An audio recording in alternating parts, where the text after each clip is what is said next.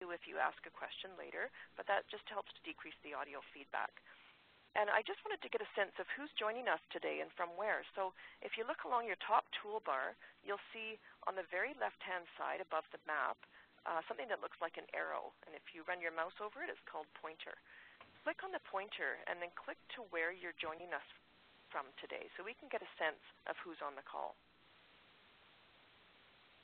So it looks like we've got a lot of people joining us from the Lower Mainland. That's to be expected, where our largest hospitals are. We've got someone joining us from the Okanagan and Kelowna. We've got Dr. Geerts, of course, who's pointing way far east. He's joining us from Ontario today. Lots of people from Vancouver Island. That's great to see. And I'm just waiting to hope that we've got somebody from the Northern Health Authority. It's always great to have them on the call. Anybody from Northern? Doesn't look like it yet. But it's great to see so many people joining us today, and welcome everybody. So I just wanted to quickly go over 2 ways that you can raise your hand and ask a question during our call today. One is if you look below the list of participants on the right-hand side, you'll see a little icon that looks like a hand symbol. So if you click once on the hand symbol, that will raise your virtual hand, if everyone wants to just practice that. Click once on your hand symbol, and it'll show that you've got your hand up for a question. If you click a second time on the hand symbol, that gets rid of it. To the right of that, you'll see a green check mark for yes and a red X for no to indicate yes or no if the speakers ask a question of the audience. And below that, you'll see a chat feature. And in the chat feature, if you're having any audio connection problems or just prefer to ask a question by text, you can type a question into the chat, select send to all participants, press enter, and we'll be able to monitor those questions that come up during the presentations. So we are going to get started right away. I'm going to hand it over to Dr. Bill Geerts, who's going to be talking about some of the rationale and the national implementation strategy recommendations. Dr. Geerts, we're going to give you the presenter icon here. Should be receiving it, and then go ahead. You'll see your slide deck along the top, so just click once. Where I'm sorry. Okay, here we go. Sorry about that. Well, thanks very much for the invitation to join you today and to talk about something that's really important for all of us in all our hospitals. So I'm kind of the warm-up band for the key speaker who's going to be next. And I've been asked to talk a bit about what is the rationale for considering VTE prophylaxis important safety intervention. I know this is something that everyone is familiar with, but I just thought I would review that, and I'll just remind us of some national intervention. So we're not here to discuss what's new in prophylaxis. In fact, I'm not planning on discussing prophylaxis specifically, but I'd be happy to discuss it in the question and answer section. So I would like to get from the audience an idea about how well you think you're doing at your center. So if you would just indicate with a check mark or an X, at your hospital do 100% of patients at risk for VTE receive appropriate prophylaxis 100% of the time. So I see people are putting their arrows in the boxes, which is absolutely fine. The alternate, that's fine. Perfect. So most of us are in the same boat where we still have some ways to go. Juan Ronco, I think we're going to need to talk to you later on to see what the secrets are at your place to get that done so well. So that's great. We're all in the same position. So the rationale for considering thromboprophylaxis to be important is pretty straightforward. So VTE is common in hospital patients. The outcomes are bad when patients have them, both acutely because they develop symptomatic pulmonary embolism or symptomatic DVT, and in the long term because there are long-term complications with that. And VTE is preventable. And I'll show you some evidence for that, and that can be done safely and inexpensively, and it's really the standard of care for almost all hospital patients in 2011. So that's the summary of what the rationale is. If we look at this list of risk factors for VTE among hospital patients, we would recognize that virtually every patient that we look after in the hospital has at least one of these risk factors, and most patients have multiple risk factors. On average, when this has been looked at, a list like this in hospital patients, on average, patients have 3 of these thrombosis risk factors. Now, in terms of actual thromboembolic events, this is a study of a large number of patients, more than 1 million patients from California, where they looked at how many patients had symptomatic venous thrombosis after a hospitalization. And we can see, for example, hip replacement 2.4%, colectomy 1.1%, and if you were having your colectomy for cancer over here on the other in the other box, 1.7% risk of thrombosis greater in cancer patients. So although the numbers aren't staggering, these are symptomatic events, all of which require treatment. And if you look at this and other literature, you'd come up with a figure of between about 1 and 4% of patients who pass through our hospitals will have a symptomatic thrombosis related to being in hospital. In terms of fatal pulmonary emboli, although that's even less common, it still happens. So here are some patients having elective or emergency surgery, and the fatal pulmonary emboli rates are here. So again, they're not staggering in terms of their numbers, but these are each events that the patients and their families were not expecting this to be a cause of the patient's death when they were dealing with their surgical issues. We need to keep in mind that from the public health perspective, since most of all of the clots in the community are associated with being in hospital, we need to pay particularly attention, those of us who work in hospitals, and take it upon ourselves to reduce the burden of this disease, since most clots originate in the hospital. Pulmonary embolism is said to be the commonest preventable cause of hospital death, and if you were to rank patient safety strategies for hospital patients, as was done in the United States a number of years ago, thromboprophylaxis for patients at risk was the #1 ranked patient safety strategy. We also need to be aware that on the positive side, there are more than 400 randomized trials. Probably there's close to 450 randomized trials of DVT prophylaxis, and they unequivocally prove that VTE can be prevented, and that can be done safely and inexpensively. And there are clinical practice guidelines that have recommended routine prophylaxis use since 1986. For over 25 years, we have recommendations to be using prophylaxis routinely. From the province of British Columbia perspective, there are approximately 4,500 symptomatic thromboembolic events per year. About 60% of them occur in hospital. 2,700 patients with a symptomatic thromboembolic event in BC per year, and some of these are preventable. Probably somewhere between 1/3 and 1/2 of all of these events are preventable. So we're talking of about approximately 1,000 preventable thromboembolic events per year in BC. In terms of the evidence, I'll just go over quickly just a few studies. This is the very first randomized trial ever done of DVT prophylaxis, and it was published now 52 years ago. And this was in hip fracture patients, and they showed that prophylaxis with an oral anticoagulant that's a cousin of warfarin called phenandione, it's similar to warfarin, given to 150 patients compared to 150 who were in the control group.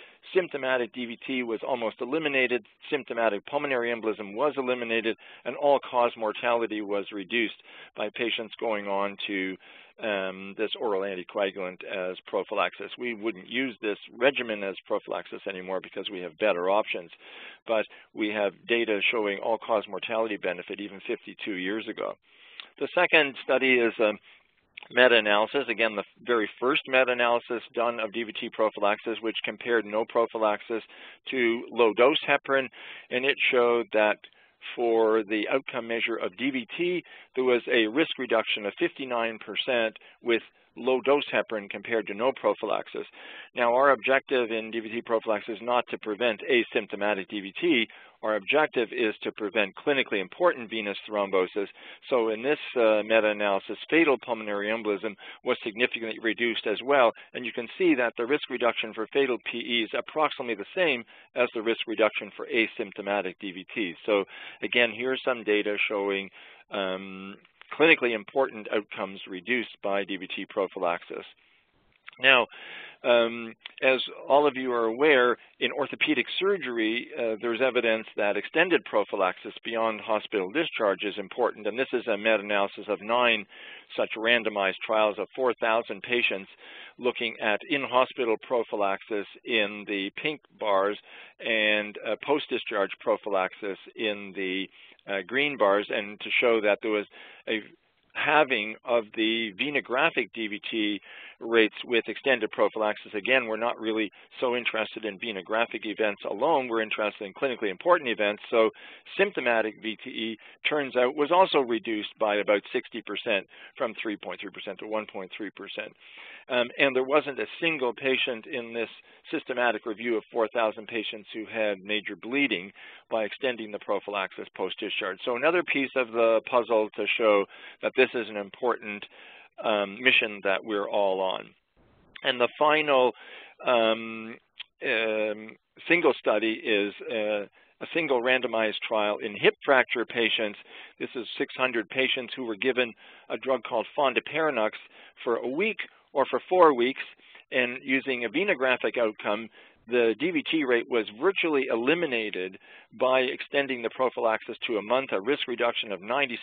You never see that in clinical trials these days, but that was very impressive. And again, if we look at symptomatic events, the same degree of risk reduction, 89% risk reduction, virtually eliminating symptomatic events by extending the prophylaxis. So although this is a study that is designed to ask the question about extended prophylaxis, indirectly it gives support for the whole concept of DVT prophylaxis being important to prevent clinical events.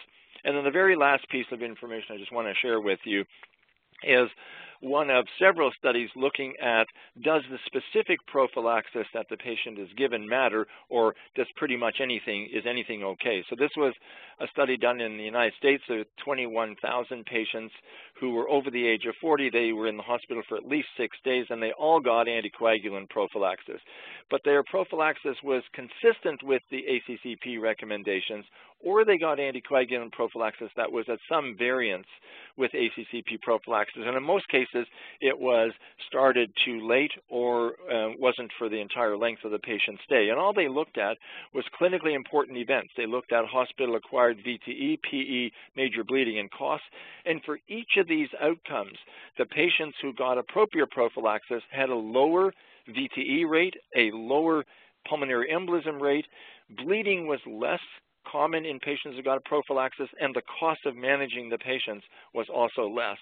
So this is one of, again, several studies to show that adherence with appropriate prophylaxis guidelines was associated both with reduced VTE and also reducing costs. Just one slide on the issue of bleeding, because that's often one of the first issues that are raised by people who are opposed to routine prophylaxis. So there is clearly evidence in clinical trials that bleeding rates are slightly higher than in patients who aren't on anticoagulant prophylaxis, but those bleeding events are nearly always minor bleeding, like injection site hematoma, for example. If you use higher doses of anticoagulant than we use today, the bleeding rates are higher. If you start early after surgery, for example, the rates of bleeding are higher than if we wait till the bleeding related to the surgery has stopped. And also there's this methodologic issue that if the doctors know that the patient is in a clinical trial, they're more likely to call routine drainage bleeding. And if you unblind them to what the patient's on, there's evidence that we're all a bit biased against anticoagulants. But in clinical practice, clinically important bleeding is particularly rare. I have never in my entire practice seen a patient who had clinically important bleeding because they were on DVT prophylaxis. So I don't think this is a compelling reason not to use prophylaxis. how well do we do? I'm just going to show you two quick studies. This is an audit of Canadian hospitals done in 2006.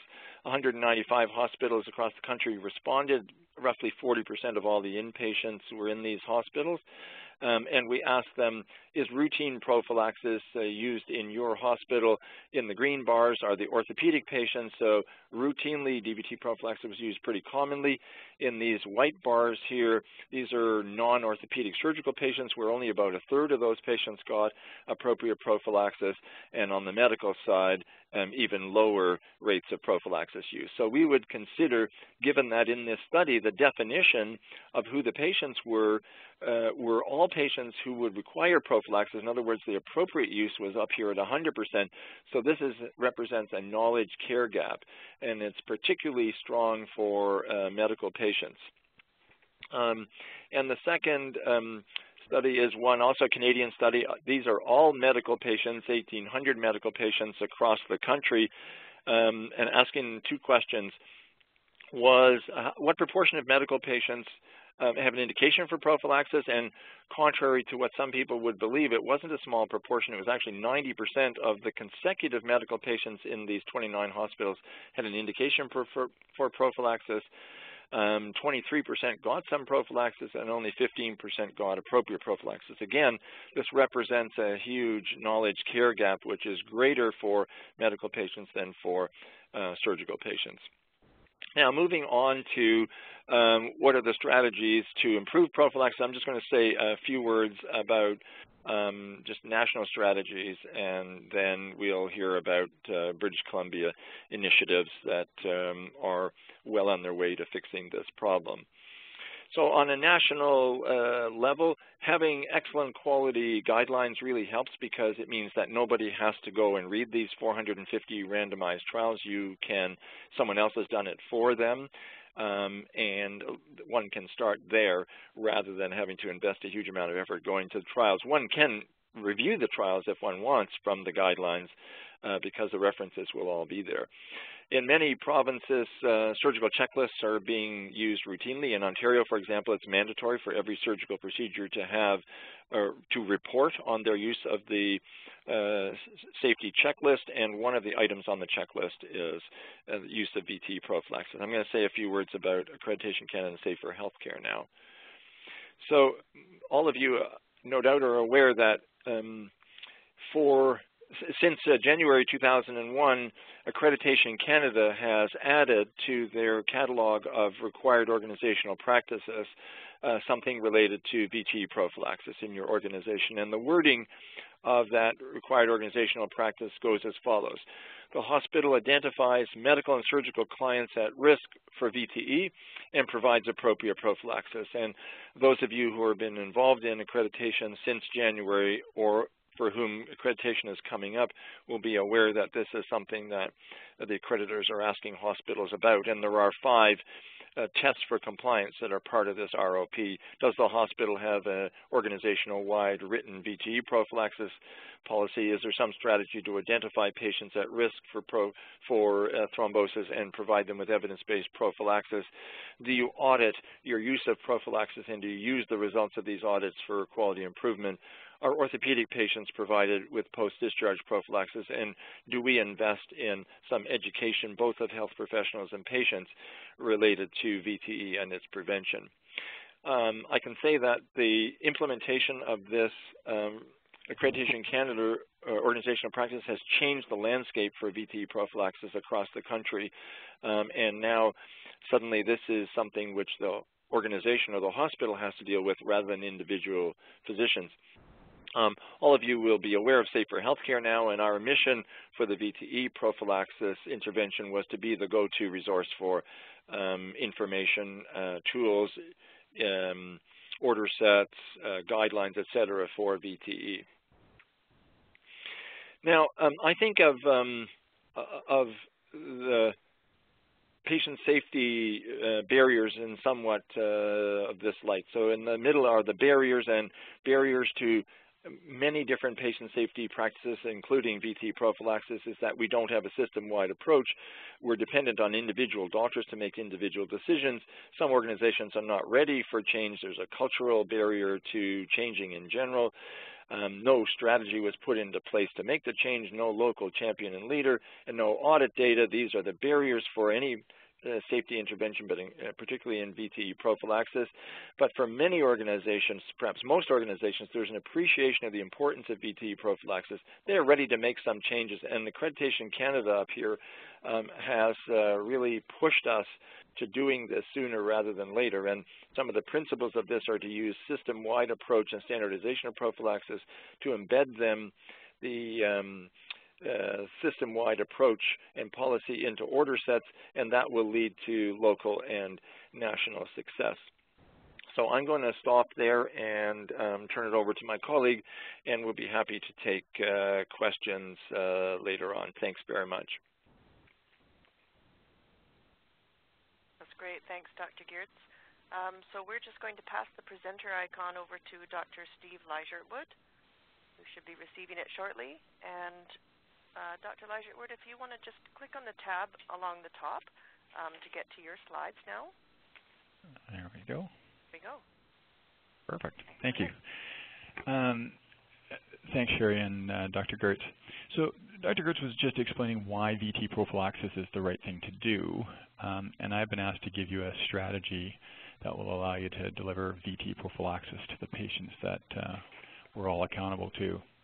So what I thought I'd do is I was going to outline a strategy and then give you some examples from the BC Hospitalist VTE collaborative that I was involved in and has actually been quite successful.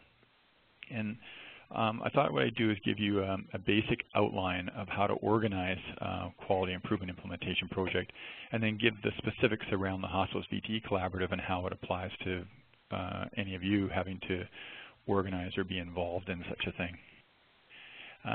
So to start off with, you have to do some groundwork before you do very much, and you have to establish a team, and we'll talk about the details of that team a little bit in a second.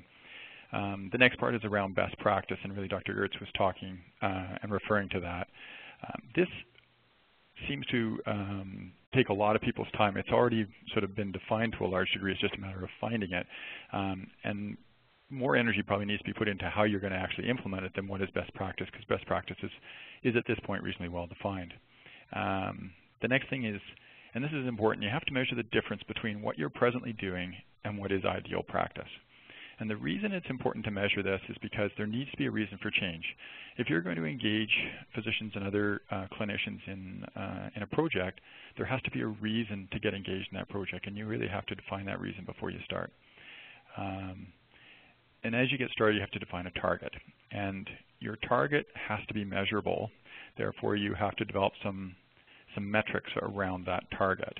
And you need to be very precise in how you identify that target. So you have to look at what are the measurable performance metrics that you can measure on the target. You have to look at your population, who you're targeting, and you have to put a timeline on it. In other words, the specificity of your goal is quite important.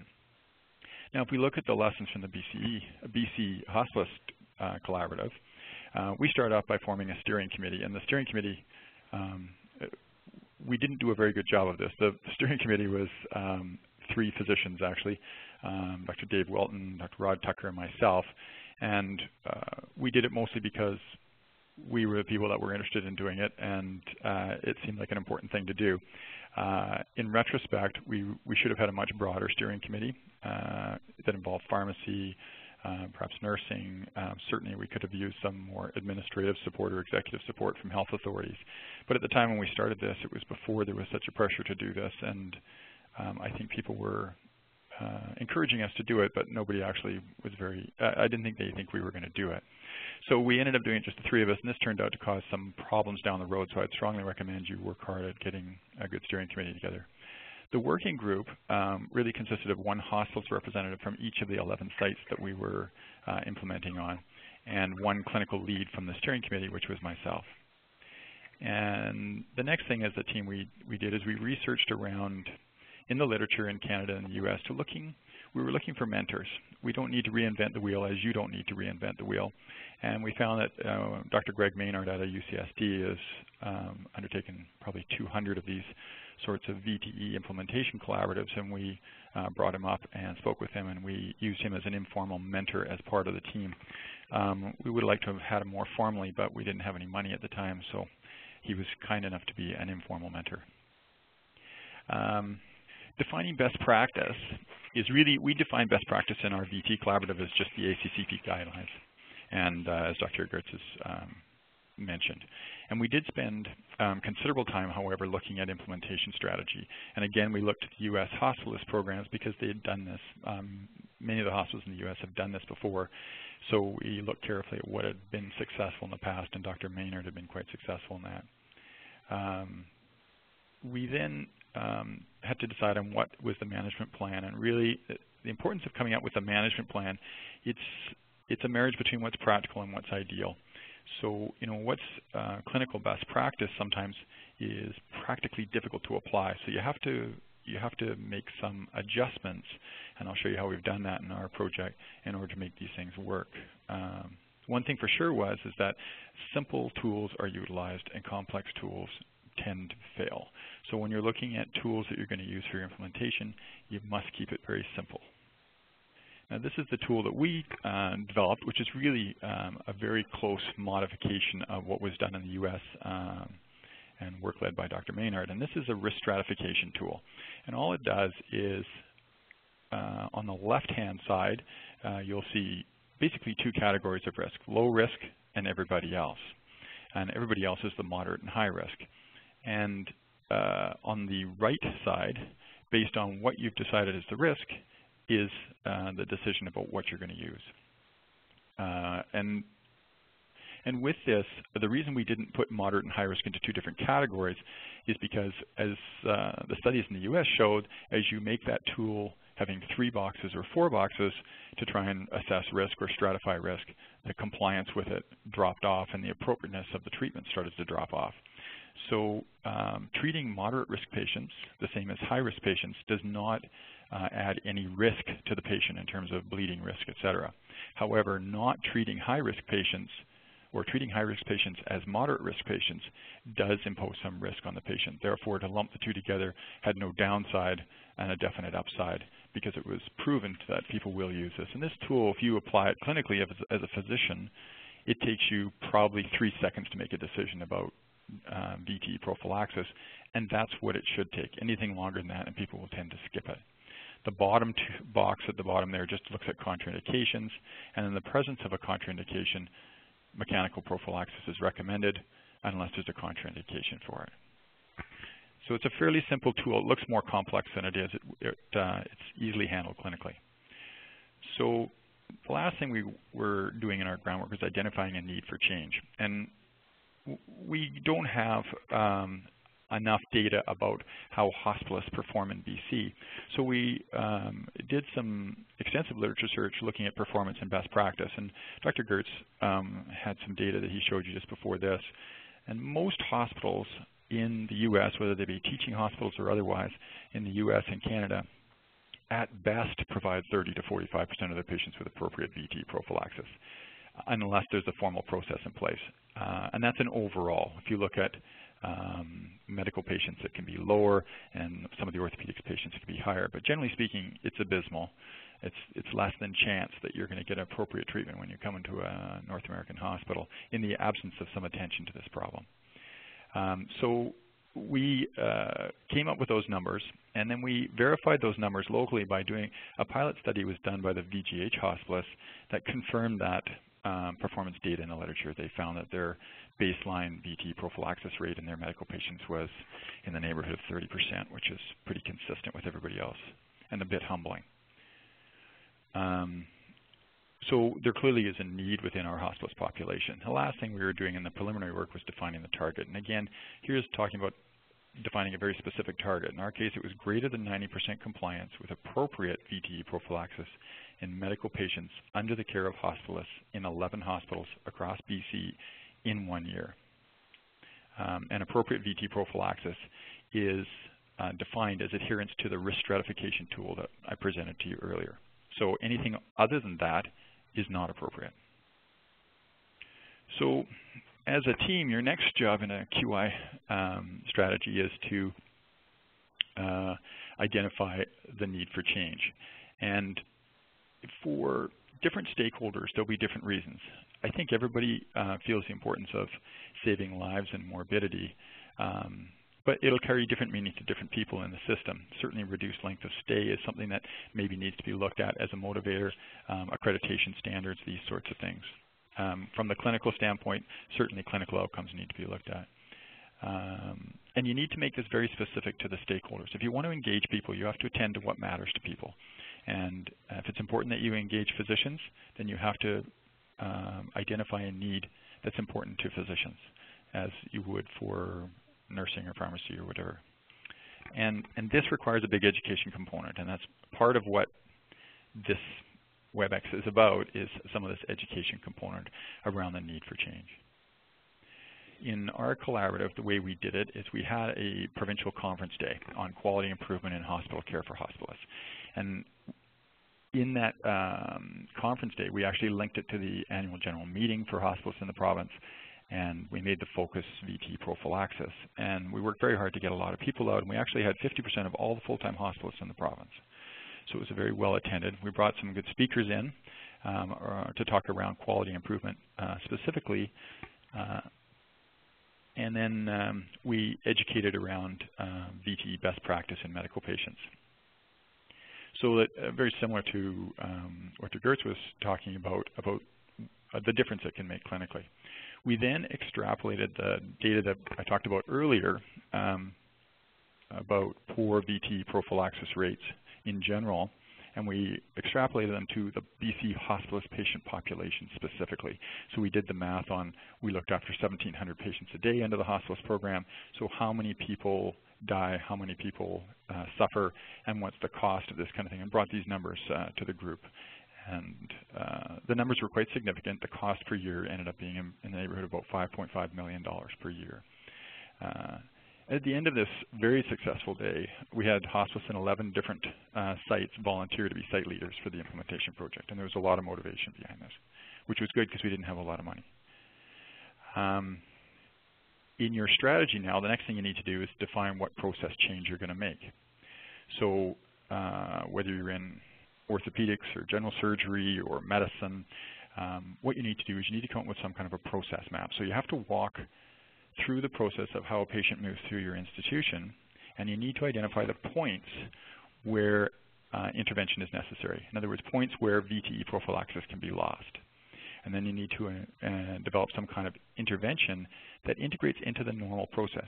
You can't change normal process dramatically. You really have to see what it is and find a way to integrate with it.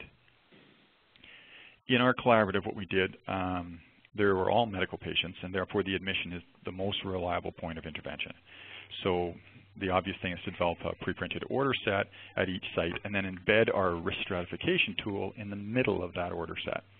And that sounds very simple, but the key point behind the success of this is that the pre-printed order set for admission must integrate with the present practice plan of the hospitalist at each of the sites. And they must perceive this order set as being useful and make their life easier. If you put an intervention in that makes people's lives more difficult, you're going to be swimming upstream constantly, and it's likely to fail. So to do this, what we did is we asked each site to design their own admission order sets to meet their needs, to reduce work at their sites. And we mentored them around some of the issues around this. And then we asked that they embed our risk stratification tool in the middle of whatever they designed.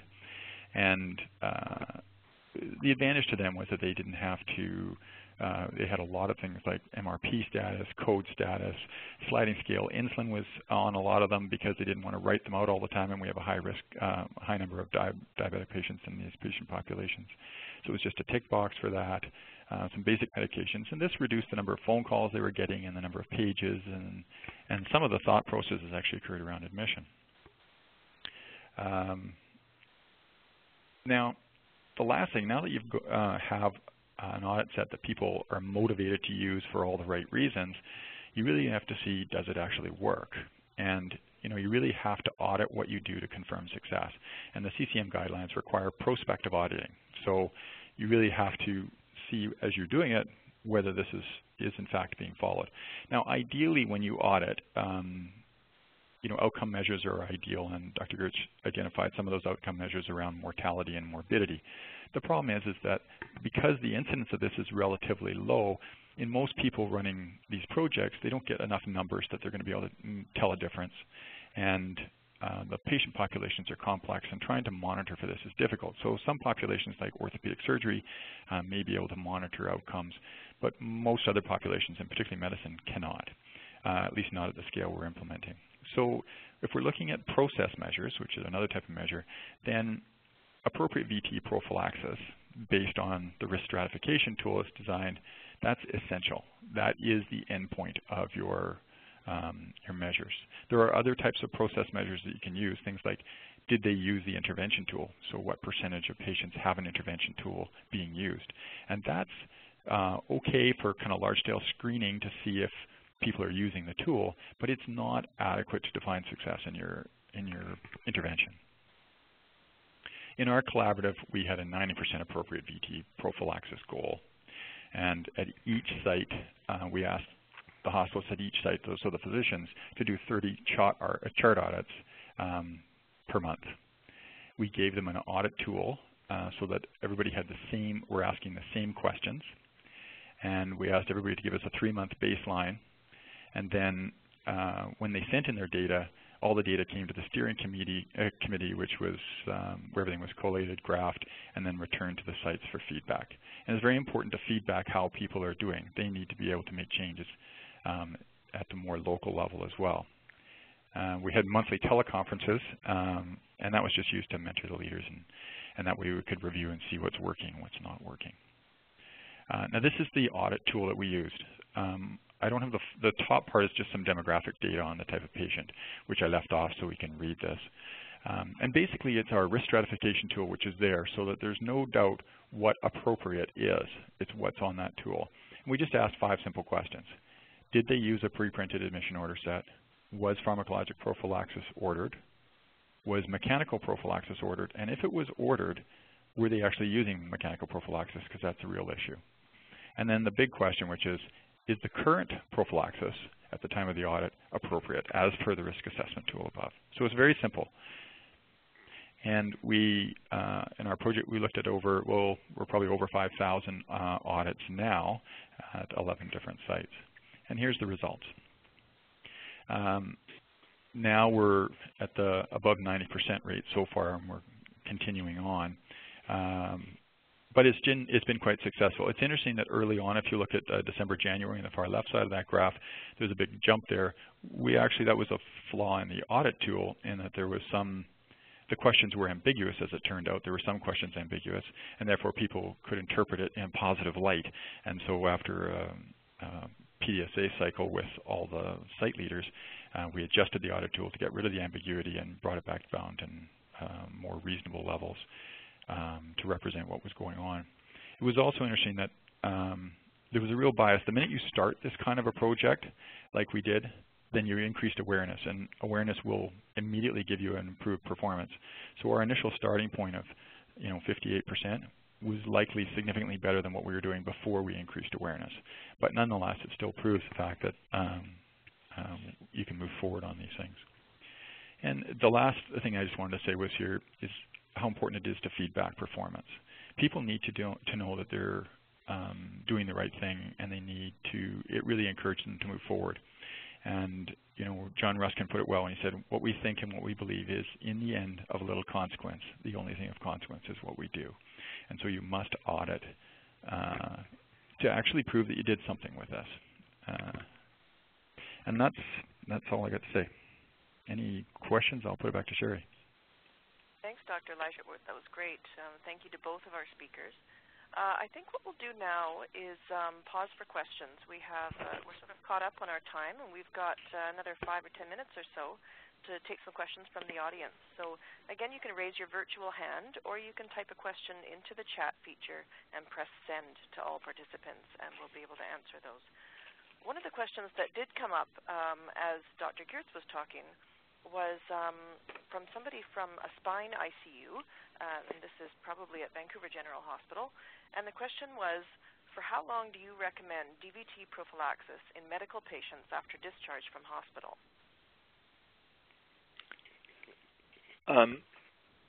So for medical patients who are discharged from hospital, so I don't believe the evidence is compelling to prophylax any medical patients after they leave the hospital, with a couple of exceptions. I don't believe that the evidence is strong enough to do that routinely. If somebody is not really ready for discharge to the community, but because they have a bed in rehab or in chronic care, they spend less time in acute care, I think it's reasonable to prophylax them while they're there. For example, if somebody from a nursing home has sepsis or pneumonia, and because they have a bed in the other facility, they're only in acute care for a couple of days, rather than a week, let's say, if they were going home, then it would be reasonable to prophylax them in that in their transferred environment, as we would if the patient had a hip fracture. If somebody was admitted with a hip fracture, we would prophylax them at home or in rehab or in their nursing home or chronic care facilities, irrespective of where they went.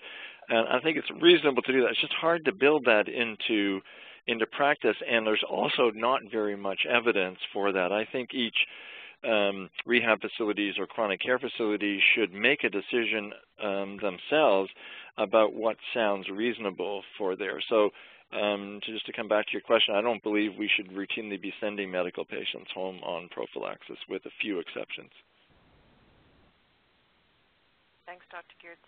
There's another question that came up. This is a two-part question from Dennis Cleaver, and might be a good question for Dr. Ligertwood. Do you see it coming up in the chat there? The first question was, did you develop a written hospital policy, VTE prophylaxis? And the second part to his question was, did the group develop a detailed guideline as a companion document to the risk assessment checklist? To the first question, in terms of, did we get a guideline that goes with the audit tool, did you say, or the risk assessment checklist? It says, did the group develop a detailed guideline as a companion document to the risk assessment checklist? I can chime in here, Steve. I think I understand what they're asking. So one of the things when individuals are going to be charged with helping their health authority implement VTE prophylaxis, it's going to be important that there's actually a hospital or health authority policy. And I think a number of the health authorities are currently working on that. Vancouver Coastal has a policy that was approved by the board and by the MAC. I'm not sure what stage the other health authorities are at. In terms of creating a companion document for the hospitalist strategy specifically, we use the CHEST guidelines as our gold standard, and they're summarized in the SHN VTE implementation strategy, as well as they're very closely aligned with the Society of Hospital Medicine implementation tool. So we had summaries that we used, as well as referring back to the gold standard. But with the hospitalists, it was less complicated because the patient profile is, they're all medical patients for the most part. So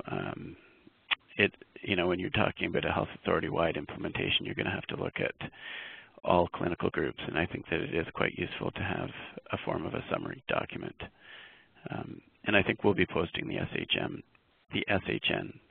guide on the BC Patient Safety and Quality Council website, which will be quite useful, I think, for people who are implementing across a number of different specialties. That's great. Thanks, Dr. Wilton. And for those of you who don't know Dr. David Wilton, he's a hospitalist at Vancouver General Hospital, but he's also the clinical leader at the BC Patient Safety and Quality Council for VTE prophylaxis. So there's another question that came up in chat, and then I see that there's some hands up in the audience. So let's take this one first. This is from Edward Dillon, who says, what is the relative benefit of sequential compression versus use of heparin products? Dr. Geerts, did you want to take that one? It depends on the patient group.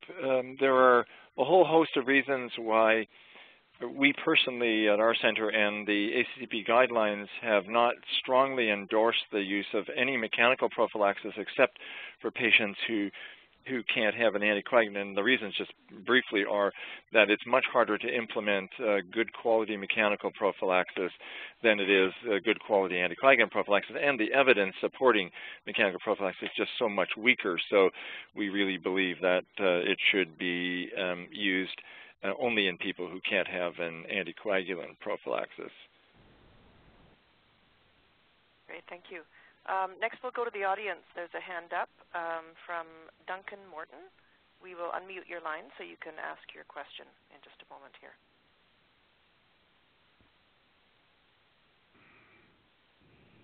Okay, go ahead.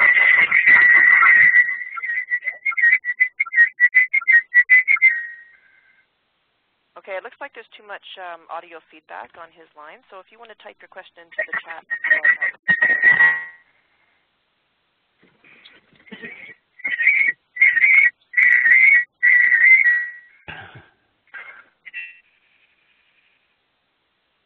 Okay, so we're going to go next to the chat again.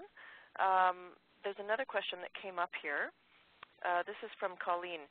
Is there still a role for the sequential compression devices in this intermediate to high-risk patient? It's Bill. I'll take that. As I said, I really don't believe that for patients who can have an anticoagulant prophylaxis that there's a role for mechanical prophylaxis. I think it is so much more difficult to implement it appropriately.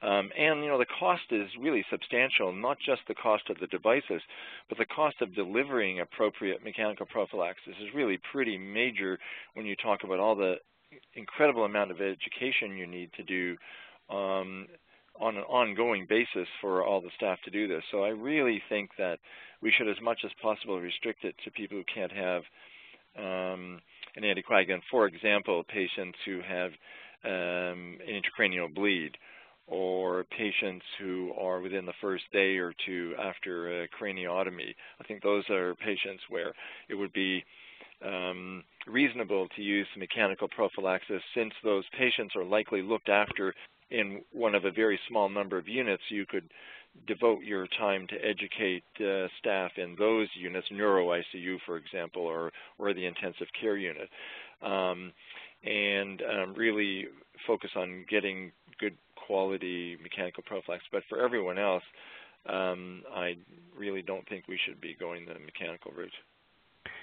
I would support that and just say that the version of the tool that Steve has shown was the first iteration of the tool, and we've subsequently, with new evidence that has arisen and some more research, we've made mechanical prophylaxis even optional for the